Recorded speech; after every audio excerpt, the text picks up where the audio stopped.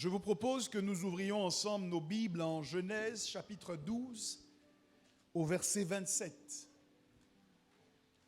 Je lirai, Genèse chapitre 17, à partir du verset 18, du verset 27, et je continuerai ma lecture jusqu'au verset 8 du chapitre 18. Donc je redonne la référence. Genèse chapitre 17, à partir du verset 27, et je lirai jusqu'à Genèse 18 au verset 8.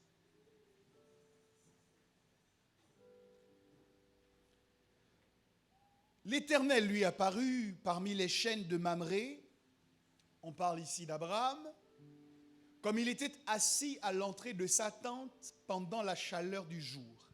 La version française courant dit « au moment où la chaleur du jour était le plus intense ». Verset 2, il leva les yeux et regarda, et voici, 3 hommes étaient debout près de lui. Quand il les vit, il courut au-devant d'eux depuis l'entrée de sa tente et se prosterna en terre, et il dit, « Seigneur, si j'ai trouvé grâce à tes yeux, ne passe point, je te prie, loin de ton serviteur. Permettez qu'on apporte un peu d'eau pour vous laver les pieds, et reposez-vous sous cet arbre. J'irai prendre un morceau de pain pour fortifier votre cœur. Après quoi, vous continuerez votre route, car c'est pour cela que vous passez près de votre serviteur. » Ils répondirent, « Fais comme tu l'as dit. » Quelqu'un dit avec moi, « Fais comme tu l'as dit. » Abraham alla promptement dans sa tente vers Sarah et il dit, « Vite, 3 mesures de fleurs de farine, pétris et fait des gâteaux. » Et Abraham courut à son troupeau, prit un veau tendre et bon, et le donna à un serviteur qui se hâta de l'apprêter. Il prit encore de la crème et du lait avec le veau qu'on avait apprêté, et il les mit devant eux. Il se tint lui-même à leur côté sous l'arbre, et ils mangèrent. Je crois que j'ai plutôt commencé Genèse 18 à partir du verset 1er, c'est ça? Gloire à Dieu. Le thème des cultes spéciaux au cours desquels je vous parlerai tient en un mot, c'est le mot visitation. Est-ce que tu peux dire à ton voisin de ma part, visitation? Et j'ai choisi pour vous parler sur ce thème de commencer à m'inspirer de la vie de notre père dans la foi, le patriarche Abraham. La Bible dit que c'est parce qu'Abraham a cru qu'une postérité nombreuse lui a été acquise. Cette postérité est bien évidemment le peuple d'Israël qui était représenté par les grains de sable, mais la postérité d'Abraham, c'est également tous les chrétiens de par le monde, puisqu'ils sont représentés par les étoiles dans le ciel que Dieu a demandé à Abraham de regarder. Alors vous connaissez Abraham. Son histoire nous est facilement accessible et je crois que nous parlons régulièrement de ce personnage incontournable de l'histoire du peuple juif et même de l'histoire de la relation que nous avons avec Dieu. D'ailleurs, la dîme que nous payons chaque dimanche n'a rien à voir avec la dîme de Moïse. La dîme que nous payons, c'est la dîme qu'Abraham a payée à Melchisédek. Parce qu'en vérité, avant la loi de Moïse, la dîme existait déjà. Quelqu'un me donne un bon amen. Quand on vous dit que la dîme, c'est la loi, les gens qui vous en parlent ne comprennent pas le principe. Parce que Moïse est l'arrière-petit-fils d'Abraham. Et donc Moïse est venu légiférer sur quelque chose qui existait déjà avant. Récemment, on a reconnu au niveau de la loi la dot ou le mariage à la coutume dans la législation gabonaise. Mais aucun de vous ne me dira que c'est la législation gabonaise qui a inventé la dot et qui a inventé le mariage à la coutume. Donc, puisque le mariage à la coutume existait avant la loi est venue encadrer cette pratique afin d'éviter certainement les abus. Le principe de la dîme, c'est le même. La dîme existait avant la loi et Moïse est venu pour légiférer. Donc, lorsque la loi est accomplie en Jésus, la loi qui est accomplie ne peut pas annuler la responsabilité que nous avons de payer notre dîme. Parce que nous ne payons pas la dîme selon Moïse, mais nous payons notre dîme selon notre père dans la foi, Abraham, qui a payé la dîme à Melchisédek. Quelqu'un me donne un bon amen. C'est important parfois d'apporter ces quelques précisions pour que l'on sache bien ce que nous faisons. Mais donc, Abraham nous a montré un certain nombre d'exemples. Il nous a précédés dans un certain nombre de pratiques que nous devons avoir en tant qu'hommes et femmes en relation avec le seul vrai Dieu. Mais le but d'Abraham lorsqu'il vivait n'était pas de devenir un modèle pour nous, alors qu'il avait 75 ans. Et c'est à cet âge que Dieu dit à Abraham de quitter son pays, sa patrie, pour aller vers le lieu que Dieu lui montrerait. Vous devez savoir qu'Abraham, à 75 ans, n'a pas d'enfant. Donc, Abraham ne part pas de son pays, de sa patrie, parce qu'il veut que les nations de la terre parlent de lui. Il fait alliance avec ce Dieu parce qu'il a un problème majeur. Sa femme Sarah ne lui a pas donné d'enfant. Et donc, quand il fait alliance avec ce Dieu, ce qui l'intéresse dans le discours de ce Dieu, c'est que ton problème majeur, je vais le résoudre.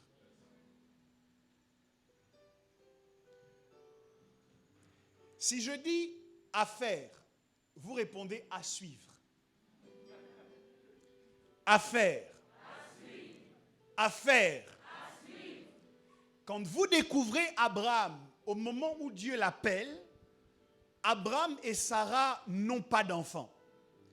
Ils sont connus internationalement comme le couple le plus stérile de toute la terre.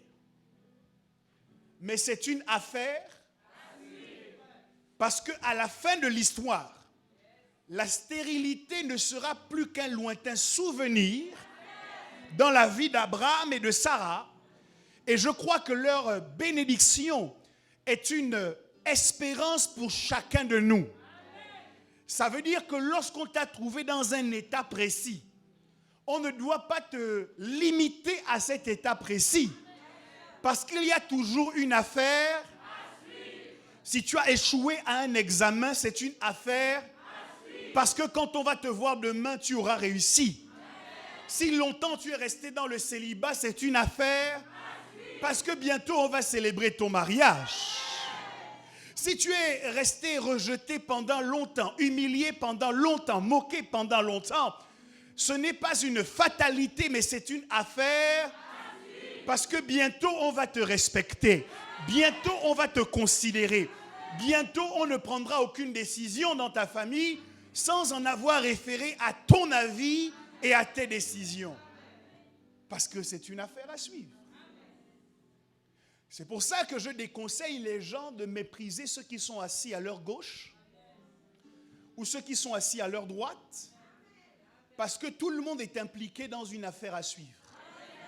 Celui que tu vois aujourd'hui qui n'a pas de beaux vêtements, il suffit de quelque chose pour que son histoire change. Donc ne te mets pas dans les conditions où tu ne pourras pas lui parler demain et lui demander de t'embaucher dans son entreprise. On a souvent dit que si tu savais qui est à côté de toi, tu prendrais une photo avec lui. Mais moi je dis que tu prendrais une vidéo avec lui. Parce que la photo c'est une image figée. Et je préfère la vidéo parce que c'est une image en continuité. Tu peux commencer dans les problèmes et continuer dans les solutions. Tu peux commencer dans la pauvreté et finir dans la richesse. Tu peux commencer dans la maladie et finir dans la guérison. Parce que notre Dieu est un Dieu qui change les situations. Quelqu'un me donne un bon amen. quitte ton pays, va vers le lieu que je te montrerai. Dis à ton voisin, de ma part, ma vie est une affaire à suivre. Je suis peut-être passé par des problèmes, on m'a moqué, on m'a déconsidéré, mais ne crois pas ce que tu vois maintenant. Je suis une affaire à suivre. Je parle à quelqu'un qui doit faire mentir les témoins de son passé. Ah. Ok. Tu sais, dans la vie, il y a des gens qui mentent volontairement et il y a des gens qui mentent involontairement. De quelle manière ils mentent involontairement? Ils t'ont connu il y a 5 ans. Quand ils parlent de toi, ils disent la vérité à ton sujet il y a 5 ans.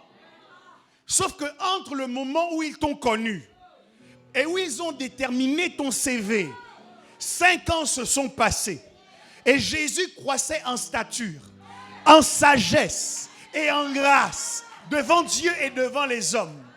Ça signifie que comme tu as le pouvoir de devenir, celui qui est resté dans ton passé va se transformer en menteur invétéré. Sans le vouloir, il va raconter des choses à ton sujet. Mais lorsque les gens vont te rencontrer, ils vont dire, mais donc celui-là nous avait menti. Pourquoi? Parce que ta vie est une affaire. Ta vie est une affaire. Tes finances sont une affaire. Ta carrière professionnelle est une affaire. La situation d'Abraham et de Sarah était une affaire à suivre. Dieu lui a dit, quitte ton pays, ta patrie, va vers le lieu que je te montrerai. Abraham s'exécute. Mais il s'exécute à moitié. Étant donné qu'on a des horaires de culte qui sont réduites, je vais essayer d'aller vite. Même si je suis plutôt un moteur diesel. Abraham est régulièrement décrit comme une personne qui passe à l'action. Abraham n'est pas connu comme quelqu'un d'inactif et de passif. Souvent, ce qui nous sépare de notre destinée, ce n'est pas que nous manquons de prophétie. Ce n'est pas que nous manquons de potentiel. C'est que nous entendons les promesses et nous restons en inactivité malgré les promesses que nous avons entendues. Tu as entendu que tu es un serviteur de Dieu. Qu'est-ce que tu fais pour travailler, pour entrer dans ton appel? Tu as entendu que tu seras une grande prophétesse. Quel est le prix que tu payes dans le jeûne et dans la prière? Parce que ça ne vient pas d'un claquement de doigts. Les choses qui ont de la valeur impliquent un prix que l'on doit payer.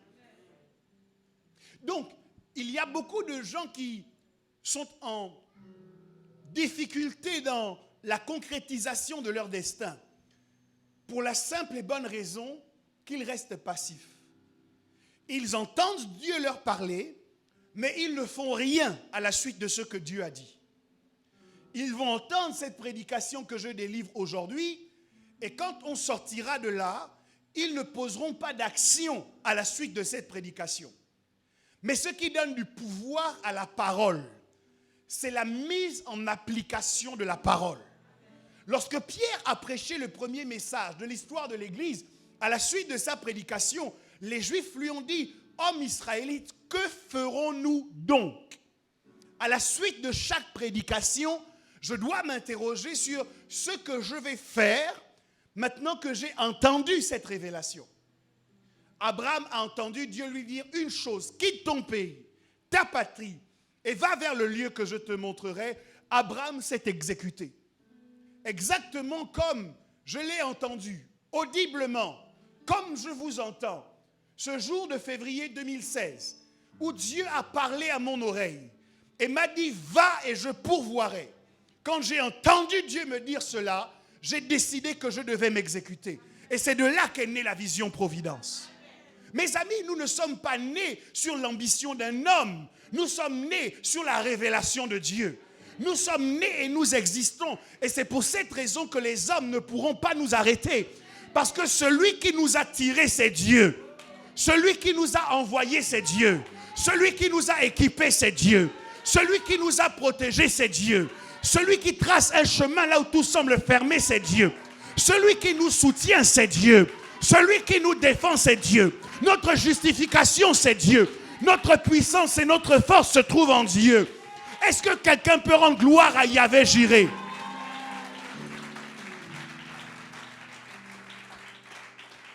Voir une église qui reste, qui tient, après 1 an de fermeture. Si Dieu n'est pas dedans, alors laissez-moi arrêter le ministère. Mes amis, nous cherchons souvent le miraculeux. Mais nous ne réalisons pas que le simple fait de nous asseoir là et d'avoir une église qui fonctionne dans ces temps difficiles, nous ne voyons pas que c'est le miracle. Êtes-vous au courant du nombre d'églises qui ferment? J'ai entendu parler de pasteurs qui se suicident parce que la situation est critique. Et le diable est en train de surfer sur la vague du coronavirus pour faire la guerre à l'église. Mais ma Bible m'a donné une promesse. Ils te feront la guerre, mais ils ne te vaincront pas. Si c'est Dieu qui a parlé, alors Dieu fera. Si Dieu a dit va et je pourvoirai, alors Dieu pourvoira. Bien-aimé, si c'est Dieu qui t'a confié ce projet d'entreprise, c'est toi qui le retardes. Lorsque tu vas commencer à mettre en pratique ce que Dieu te dit, tu vas voir les portes s'ouvrir. Abraham s'est exécuté. Et dans l'histoire d'Abraham, nous le voyons régulièrement passer à l'action. Abraham n'était pas une personne inactive. Mais dès qu'on venait lui poser un problème, Abraham cherchait à régler le problème qui lui était posé. Je me souviens que lorsqu'il y a une famine, Abraham a décidé d'emmener sa femme jusqu'en Égypte parce qu'il fallait sécuriser sa famille. Donc c'est quelqu'un qui prenait les bonnes décisions. Vous n'oublierez quand même pas qu'un ange a dû parler à Joseph pour qu'il emmène Marie et le petit enfant, alors que la vie du petit enfant était en danger. Donc certains ont besoin d'une révélation particulière. Mais Abraham n'a pas attendu de révélation. Quand il a vu que la vie de sa famille était en danger, Abraham a pris Sarah et ils sont allés en Égypte. Nous avons besoin dans cette génération d'hommes responsables. Un homme ne se définit pas uniquement par sa capacité à donner des ordres à la maison.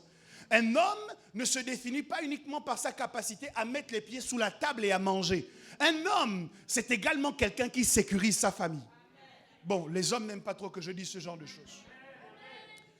Abraham arrive en Égypte dans le but de sécuriser sa famille. Mais ce qui m'inquiète après, c'est qu'il expose sa femme à Pharaon. En disant, en fait, ce n'est pas ma femme, hein? C'est ma sœur.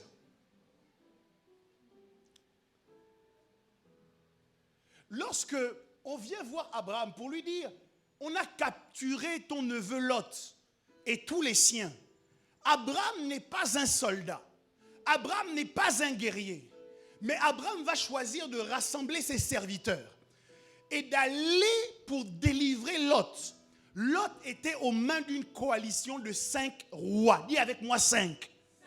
5 rois, ça veut dire 5 armées. Abraham n'est pas soldat. Il n'a aucune formation militaire. Mais il dit, je ne peux pas laisser mon neveu entre les mains de ces gens. Écoute, il y a des problèmes que Dieu va te poser pour faire sortir de toi des choses qui étaient là, mais que tu ne connaissais pas et que tu ne soupçonnais pas. Cet Abraham qui n'était pas soldat a mis en déroute une armée composée de 5 royaumes différents. Tu es plus fort que ce que tu penses. Tu es plus puissant que ce que tu penses. Dieu va te mettre en face de situations compliquées pour faire sortir en toi l'entrepreneur que tu ne soupçonnais pas. Toi, tu t'imaginais dans ta vie salarié à vie, jusqu'à la retraite. Mais Dieu va secouer un peu ton entreprise pour que tu sois obligé de réfléchir différemment. Ne t'inquiète pas, ne chasse pas un diable, ne chasse pas un démon. C'est Dieu qui fait ça. Les scientifiques ont analysé que nous utilisons en moyenne 10 à 16% de notre cerveau. J'ai envie de dire, quel gâchis. Il y a tellement de potentiel au-dedans de nous. Mais pour qu'il ressorte, il y a des situations qui doivent nous révolter. La résignation est le plus grand ennemi du déploiement du potentiel de quelqu'un. Lorsque tu te résignes en disant, on va encore faire comment? Tu tues en toi le potentiel de transformation que Dieu avait investi en toi. Lorsque tu te résignes, tu dis à Dieu, même si tu as mis beaucoup de choses en moi, j'accepte de ne pas les utiliser et de continuer à vivre une vie qui m'emmène à me lamenter tous les jours. Mais qu'au nom de Jésus, la résignation te quitte maintenant. Je demande qu'une révolution naisse dans ton cœur. Peut-être qu'il y a une nouvelle que tu n'as pas entendue. Ce qui a bousculé Abraham, c'est qu'on lui a dit, Lot a été kidnappé. Est-ce que tu sais que le diable calcule tes enfants? Si tu savais les stratégies du diable pour perdre tes enfants, tu serais un homme, un guerrier dans la prière. Tu serais une guerrière dans la prière. Parce que dans le monde occulte, il y a des stratégies sur des décennies pour perdre nos enfants. Abraham se découvre guerrier. Lorsque Lot, ou plutôt les bergers de Lot, vont se disputer avec les bergers d'Abraham, celui-ci va chercher une solution en appelant son neveu pour lui dire, écoute, il ne doit pas y avoir de dispute entre toi et moi. Choisis la bonne direction, la direction qui te plaît. Moi, je sélectionnerai l'autre. Il nous montre ici une autre leçon de vie. C'est que lorsque vous constatez qu'il y a un problème avec quelqu'un, la personne la plus mature est la personne qui appelle l'autre.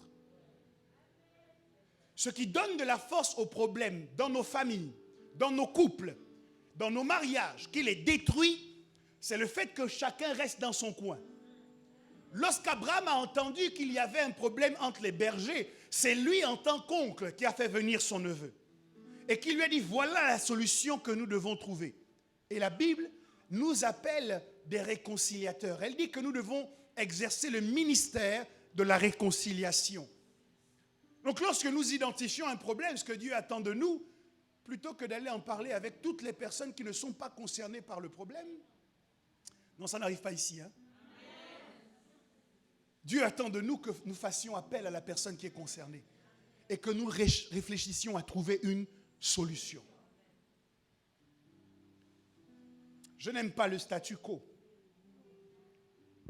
Et je crois qu'Abraham ne l'aimait pas non plus. Mais l'histoire que je viens de vous lire situe Abraham dans une condition que nous ne lui connaissons pas. La Bible dit qu'Abraham était assis devant sa tente à proximité des chênes de Mamré. Moi, je n'ai pas eu l'habitude de voir Abraham assis. Parce que comme je vous ai dit, Abraham, c'était quelqu'un d'actif. C'est quelqu'un qui trouvait et qui cherchait toujours une solution au problème qu'il avait. Mais dans ce texte, nous découvrons un Abraham qui est assis devant sa tente. Et j'ai voulu lui demander, mais qu'est-ce qui justifie Abraham? Que la personne active que l'on ait découverte choisisse finalement de s'asseoir.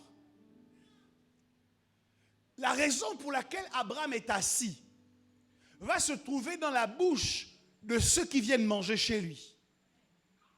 Abraham était assis parce que malgré tout ce qu'il avait fait jusque-là, le problème majeur de sa vie n'était pas solutionné. Abraham avait réussi à vaincre des rois. Abraham avait même croisé le chemin de Melchisédek. Abraham avait laissé Lot partir vers Sodome et Gomorrhe. Il s'était donc séparé de celui qui était en quelque sorte pour lui un voile, puisque Lot signifie voile. Et que c'est à la suite de cette séparation que Dieu lui parle à nouveau. Abraham avait donc réussi à relever un certain nombre de défis jusque-là. Mais tous les défis qu'il avait relevés ne lui avaient pas permis de solutionner le problème majeur de sa vie. Ok. En fait, je vais choquer quelqu'un en vous disant un échoué n'est pas un échoué. Il y a des gens qui m'écoutent aujourd'hui et qui se sentent dans leur fort intérieur échoués. Mais en vérité, un échoué n'est pas un échoué. On donne le nom échoué en fonction d'un examen. Mais la vérité, c'est qu'avant de passer cet examen, il y a beaucoup d'autres examens que tu as passés et que tu as réussi haut la main. Un échoué n'est pas un échoué. C'est quelqu'un qui a réussi des tests, des combats, qui a eu la victoire dans certains combats avant et qui arrive devant une porte qu'il n'arrive pas à ouvrir. Et donc, il ne doit pas se dévaloriser, mais se souvenir de toutes les victoires qu'il a déjà engrangées dans le passé. Le passé ne doit pas te condamner. Le passé ne doit pas te culpabiliser. Mais le passé doit te donner la force pour affronter ton présent et pour surmonter les montagnes qui restent dans ton avenir. Tu dois te rappeler aujourd'hui, alors que tu m'écoutes, toutes les fois où ta vie a été mise en danger et que miraculeusement, Dieu t'a secouru. Tu dois te rappeler de toutes les fois où tu pensais que c'en était fini de toi. Et miraculeusement, Dieu t'a permis de t'en sortir. Et lorsque tu comprends cela, tu diras avec moi qu'un échoué n'est pas un échoué. Le Abraham qui n'avait pas encore d'enfant est un Abraham qui avait déjà eu des victoires par le passé. C'est un Abraham qui avait déjà eu des richesses par le passé. C'est un Abraham qui était parti d'un point A à un point B. Simplement, il était en face d'une porte qui restait fermée. Et la dernière fois que j'ai entendu Dieu me parler, de façon particulière, il m'a dit cette parole que je veux relâcher sur vous. Il m'a dit, voici, je mets devant toi une porte ouverte que personne ne pourra fermer. Dieu te dit ce soir, il met devant toi une porte ouverte que personne ne pourra fermer. Oh, je crois que même si nous avons réussi des choses dans notre vie, il y a des situations critiques. Elles ne sont pas nombreuses. Mais il y a souvent une chose qui nous tient à cœur. Et nous disons à Dieu, Seigneur, si tu règles seulement cette chose, même si je n'ai pas toutes les autres, enfin je serai heureux. C'est comme la clé qui peut ouvrir notre épanouissement sur la vie. Est-ce qu'il y a quelqu'un qui connaît de quoi je parle? Est-ce que vous comprenez de quoi je parle? Ce n'est pas exactement la même situation que ton voisin, mais il y a une situation dans ta vie que tu veux voir Dieu résoudre. Et en vérité, ce n'est pas que tu doutes de Dieu parce que tu l'as déjà vu résoudre des situations par le passé. Mais tu dis, mais Seigneur, pourquoi cette situation-là reste? J'ai besoin que tu règles cette situation-là. Et Dieu, par le passé, avait permis à Abraham de s'en sortir de plusieurs manières. Je crois que ce n'est pas par la nature qu'Abraham a eu le dessus sur tous les rois qu'il a affrontés. Je crois que Dieu lui a transmis son pouvoir. De la même manière que David n'a pas vaincu Goliath parce qu'il était plus fort physiquement que Goliath. Il l'a vaincu parce que celui qui était en lui était plus puissant que celui qui couvrait Goliath. Alléluia! Les victoires que nous avons accumulées par le passé prouvent que Dieu est avec nous. Dis à ton voisin, Dieu est avec toi. Dieu est avec toi. C'est lui qui t'attrape, qui te prend par la main et qui t'a conduit toutes ces années. Si tu réfléchis bien, combien de gens ont dit que tu n'arriverais pas là où tu es aujourd'hui? Combien de paroles mauvaises tu as entendues qui étaient censées te disqualifier de ce que tu as aujourd'hui? Mais regarde un peu ta vie. Est-ce que quelqu'un peut prendre le temps, non plus de regarder les autres, mais quelques instants seulement, regarde-toi un peu. Tu peux même te tenir debout et te regarder. Regarde un peu ta vie. Regarde le bel homme que tu es, la belle femme que tu es. Oh là là. Je ne sais pas si je suis en train de parler à quelqu'un. Si tu m'entendais bien, tu allais prendre le temps. Souvent, tu prends le temps de regarder les autres. Tu prends le temps d'admirer les autres. Tu prends le temps de critiquer les autres. Tu prends le temps d'envier les autres. Mais est-ce que tu sais qui tu es? Quelle est ton identité? Ce que tu vaux? Et comment Dieu a pris le temps de te designer? Je n'entends pas ton amen. Donne-moi l'amen de quelqu'un qui sait qu'il a de la valeur. Donne-moi l'amen de quelqu'un qui sait qu'il a de la valeur. Waouh! Tu sais, dans cette vie, hein, tu dois être ton premier fan. Tu dois être ton premier fan. N'attends pas les acclamations de tes frères. Commence à t'acclamer toi-même. N'attends pas la validation des autres. Commence à te valider toi-même. Tu es légitime pour le bonheur. Tu es légitime pour le succès. Tu es légitime pour la gloire. Les meilleures productions de ce pays t'appartiennent. Ah, est-ce que je parle à quelqu'un?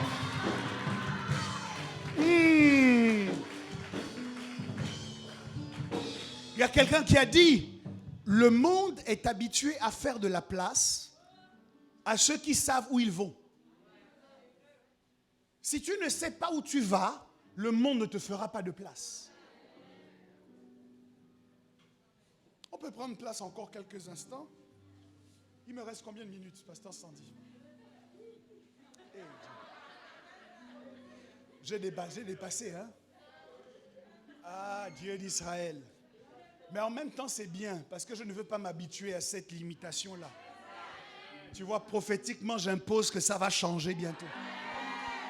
Parce qu'on doit être libre de pouvoir louer et adorer notre Seigneur. Amen. Nous ne sommes pas en train de faire quelque chose de mauvais. Nous sommes en train de construire les vies des gens, de réaligner les destins des gens. Et on peut prendre le temps de le faire. Si le diable prend le temps pour nous détruire, laissons à Dieu le temps de nous construire. À Abidjan, j'ai dit chacun son serpent. Bon.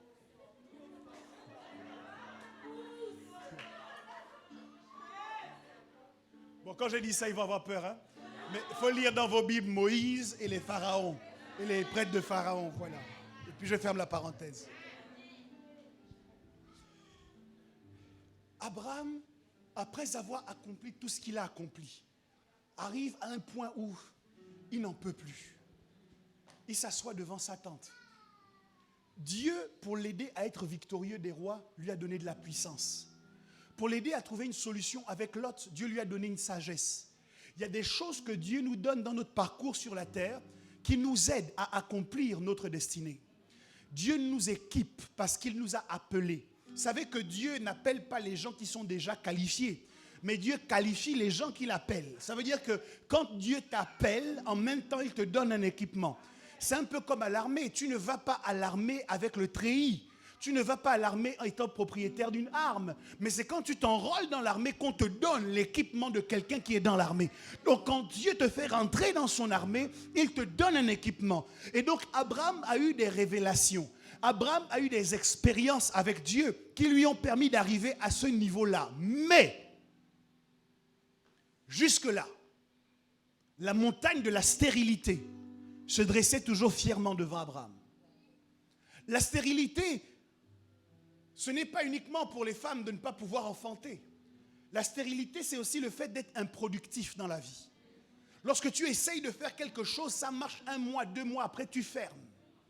Tu as un bon projet, tu le commences et puis ça n'aboutit jamais. Tu as l'impression que les portes sont ouvertes et puis soudainement tout se ferme. Ça, c'est la stérilité. Abraham était en face d'une montagne que le diable est en train d'employer aujourd'hui pour bloquer les enfants de Dieu. Le diable leur dit, certes, vous allez à l'église et vous allez prier, mais quand vous allez sortir pour produire quelque chose, moi j'ai une montagne sur laquelle je compte, et cette montagne, Abraham a eu du mal à la surpasser. Il a réussi à vaincre 5 coalitions de rois, mais cette montagne-là.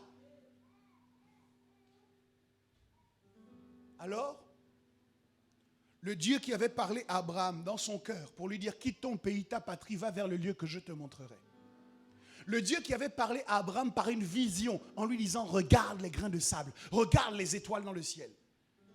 Le Dieu qui avait parlé à Abraham en lui disant, je change ton nom.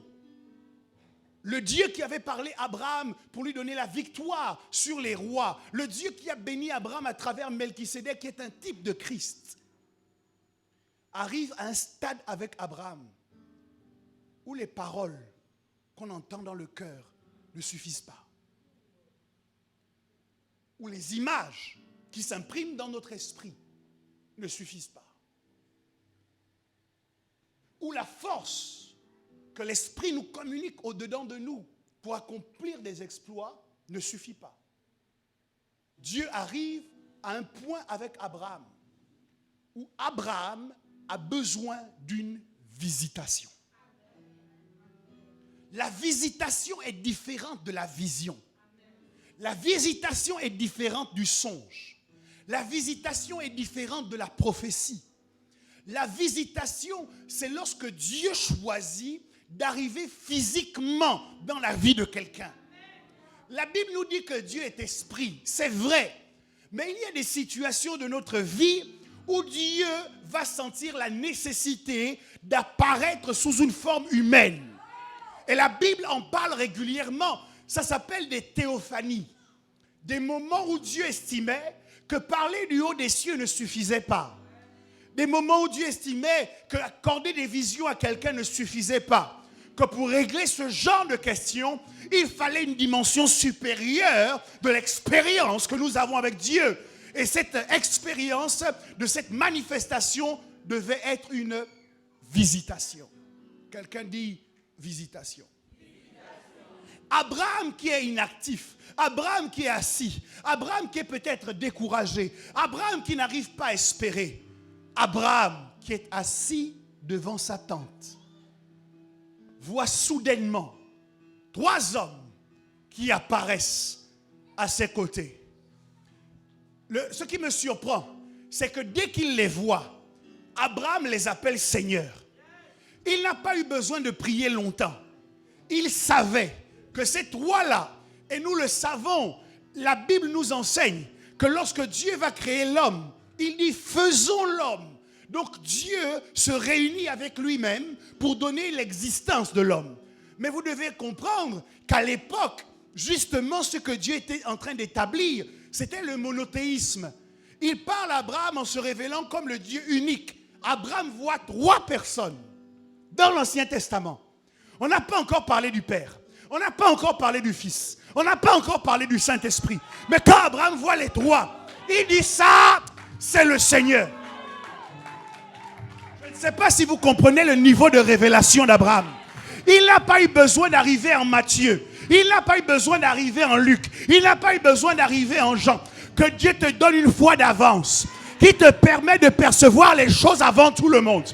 Avant même qu'on ne sache qu'il va y avoir telle opportunité d'affaires. Par révélation, tu sais que ça, c'est une porte dans laquelle je dois m'engager. Par révélation. Abraham regarde. Il court. Il dit, Seigneur, si j'ai trouvé grâce à tes yeux.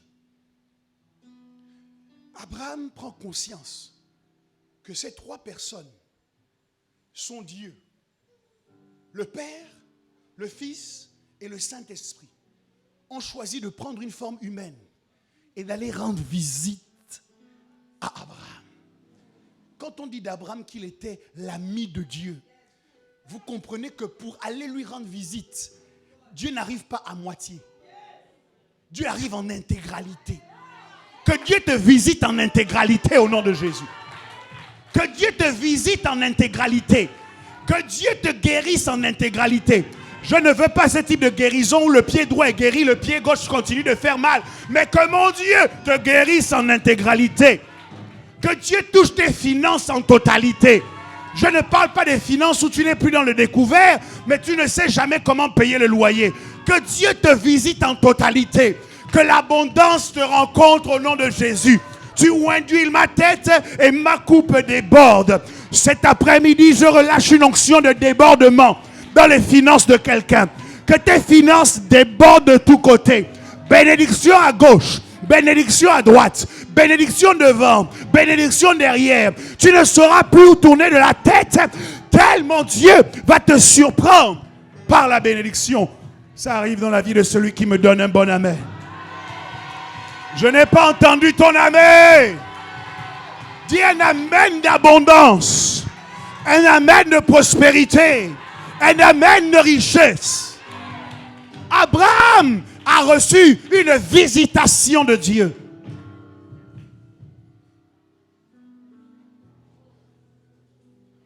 Ça ne s'est plus jamais passé dans l'histoire de la Bible.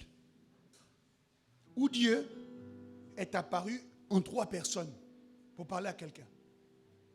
Plus jamais. Parce que s'il y a quelque chose que Dieu veut traiter dans notre vie, c'est l'improductivité.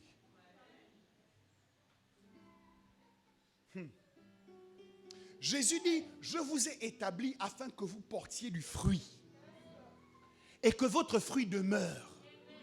Ça veut dire que quand tu arrives à l'église le dimanche, tu dois venir avec tes fruits. Les gens que tu as gagnés à Jésus en une semaine doivent remplir toute une rangée. Parce que Jésus t'a établi afin que tu portes du fruit. Tu ne peux pas venir à l'église seul. Parce que la raison pour laquelle Jésus t'a établi, c'est pour que tu portes du fruit.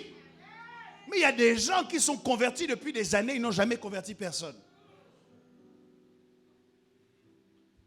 Il y a un danger d'improductivité qui nous guette. Et Dieu résout ce problème par une visitation. Il dit, si je te parle en songe, tu ne comprendras pas. Si je te parle en vision, tu ne comprendras pas. Alors il est temps que je prenne une forme humaine et que j'arrive jusqu'à toi. Forme humaine. Ce n'était pas des esprits. La Bible dit qu'Abraham leur a fait à manger. Et ils ont mangé. Oh. Je ne sais pas si je dois les choquer. Je ne sais pas. La grâce qu'Abraham a eue, c'est qu'il a eu la révélation de qui le visitait. Et je crois que Dieu n'a pas arrêté de visiter les hommes. Ma conviction, c'est que Dieu nous visite régulièrement. Dieu parle tantôt d'une manière, tantôt d'une autre, et l'on n'y prend pas garde.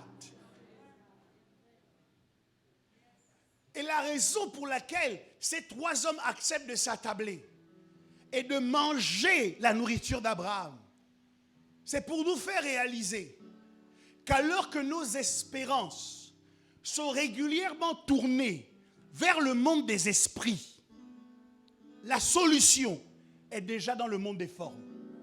Les esprits ne mangent pas.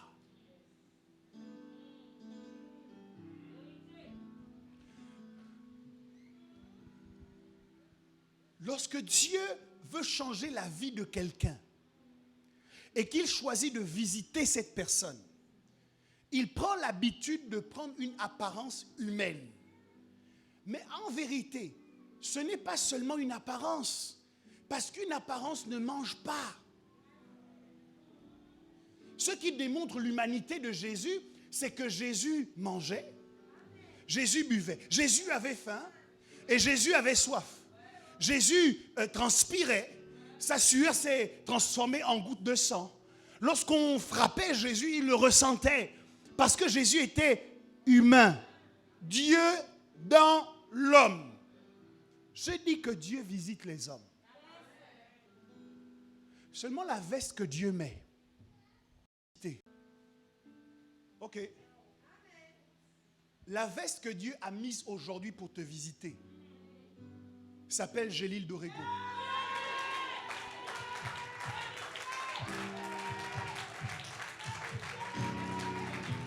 En hébreu, l'expression homme de Dieu, la préposition de n'existe pas en hébreu.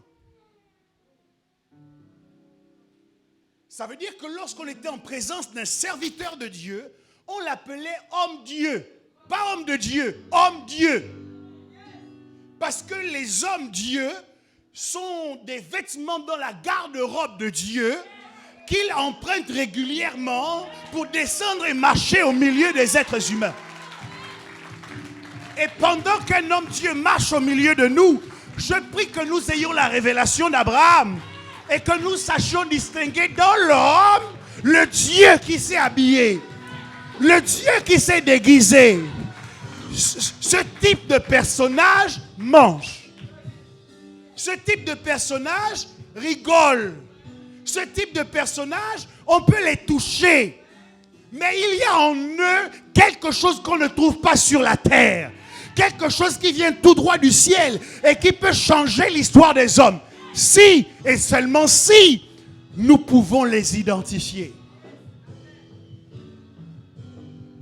Jésus a dit à cette femme samaritaine, si tu savais quel est le don de Dieu et qui est celui qui te demande à boire, c'est toi qui m'aurais demandé à boire. Je veux dire à un provider dans cette église aujourd'hui, si tu savais quel est le don de Dieu et qui est celui qui tient le micro devant toi. Regarde, simplement pendant que tu vas prendre conscience, je te parle de quelque chose que j'ai déjà vécu. Je me suis trouvé en face de mon père et je l'ai regardé autrement. Et avant même qu'il n'ait parlé, avant même qu'il n'ait prié, quelque chose en moi a commencé à bouger. Quelque chose a changé dans mon entendement. Il y a une limitation qui est tombée parce que je l'ai vu avec de nouveaux yeux. Comment voyez-vous les hommes, Dieu, qui marchent au milieu de vous? La visitation divine est une histoire de discernement. Lorsque je suis en face d'un serviteur de Dieu et que je réussis à distinguer la grâce qu'il y a en lui, à ce moment, je règle mon corps, je règle mon âme et mon esprit sur la bonne fréquence qui me permet de capter les grâces qui sont en lui. C'est pourquoi la Bible dit, celui qui reçoit un prophète en qualité de prophète reçoit la récompense d'un prophète. C'est une question de fréquence. Comment reçois-tu l'homme que Dieu envoie à toi avec les valises chargées de bénédictions pour toi? Oui, on transpire.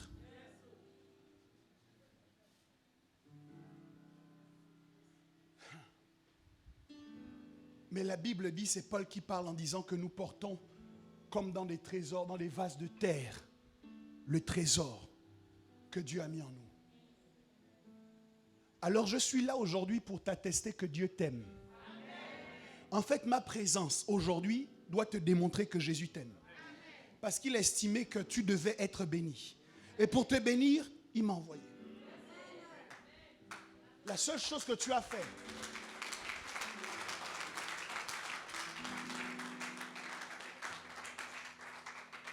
alors je te mets au défi. Si Dieu m'a vraiment appelé, pendant les 2 semaines où nous sommes ensemble, je te mets au défi de travailler sur ton regard. Tu verras ta vie changer. Je ne parlerai même pas de ton problème. Je ne prierai même pas pour toi. Mais pendant que je suis en train de parler, j'ai les yeux ouverts. Et je vois mes anges qui sont en train de circuler dans la salle. Je vois mes anges en train de circuler dans la salle. Je vois des cadeaux que Dieu est en train de déposer aux pieds de certains d'entre vous. Parce que Dieu m'a mandaté et m'a envoyé pour aider quelqu'un. Pour briser l'improductivité dans la vie de quelqu'un. Cette montagne de stérilité sera déplacée. Qui es-tu, haute montagne, devant Zorobabel? Tu seras aplani. Si vous aviez de la foi comme un grain de sénévé, vous diriez à cette montagne, ôte-toi de là, jette-toi dans la mer, et elle le ferait. Alors je viens cet après-midi pour parler aux montagnes qui bloquent ta vie. Puisque Dieu m'a appelé, laisse-moi parler à ces montagnes dans le nom de Jésus. Montagne d'improductivité, je viens contre toi au nom de l'Éternel des armées. Montagne de stérilité, je viens contre toi au nom de l'Éternel des armées. Alors que je suis en train de parler, je t'ordonne de te déraciner et je t'envoie te jeter dans la mer. Jette-toi dans la mer, jette-toi dans la mer, dans le nom de Jésus-Christ de Nazareth. Il y a quelqu'un aujourd'hui qui est visité par Dieu. Il y a quelqu'un aujourd'hui qui est visité par Dieu. Ce culte est un temps de visitation divine. Oh Dieu, j'ai créé la piste d'atterrissage. C'est à toi d'atterrir maintenant. C'est à toi d'atterrir maintenant. Atterris maintenant Adonai. Atterris maintenant Elohim. Atterris maintenant El Rapha. Dans la vie d'un homme, dans la vie d'une femme, qu'il y ait un atterrissage de charge céleste.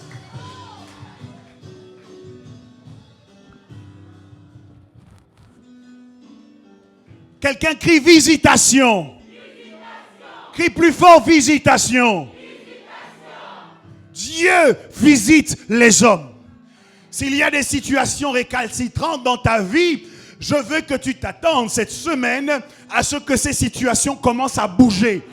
Tu ne comprendras peut-être pas au départ, mais souviens-toi que Dieu t'a visité. Il y a eu un avant et un après la visite de Dieu à Abraham. Avant, Abraham était stérile. Mais quand Dieu l'a laissé, il lui a dit l'année prochaine, à la même époque, ta femme Sarah t'aura donné un fils. Sarah n'a pas cru. Sarah a rigolé parce qu'elle ne croyait pas. Mais la visitation divine a ceci de particulier. Tu crois ou tu crois pas, quelque chose doit se passer. Parfois vous avez entendu, vous n'avez pas assez de foi. Je ne questionne pas votre foi cet après-midi. Je ne questionne pas votre foi dans les temps dans lesquels nous sommes. Parce que Dieu m'a parlé, je considère que ce que Dieu a dit, Dieu va le faire. C'est pourquoi je relâche la richesse dans la vie de quelqu'un aujourd'hui.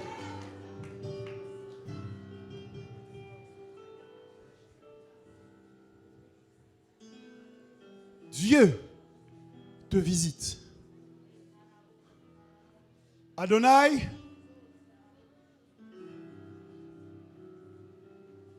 oui, invite-toi dans la vie de quelqu'un de façon particulière maintenant. Toi qui visites les hommes, visite un homme maintenant. Visite une femme maintenant.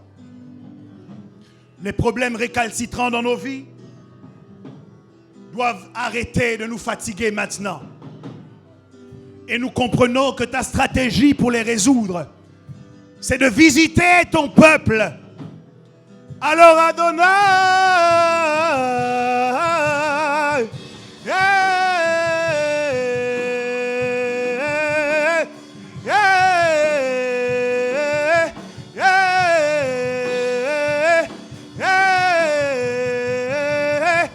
visite un homme, visite une femme.